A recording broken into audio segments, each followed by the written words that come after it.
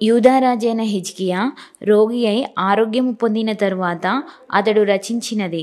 నా దినముల మధ్యాహ్న కాలమందు నేను పాతాళ ద్వారమున పోవలసి వచ్చెను. నా ఆయుష్శేషము పోగొట్టుకొని ఉన్నాను. యెహోవాను సజీవుల దేశమున యెహోవాను చూడకపోదును. మృతుల లోక నివాసిన ఇక మనుషులను కానకపోదునని నేను అనుకొంటిని.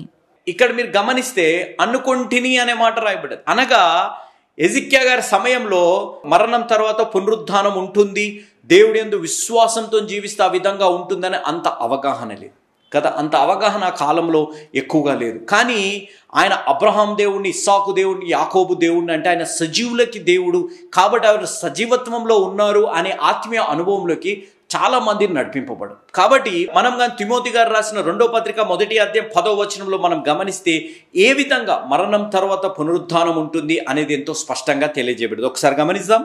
మన క్రియలను బట్టి కాక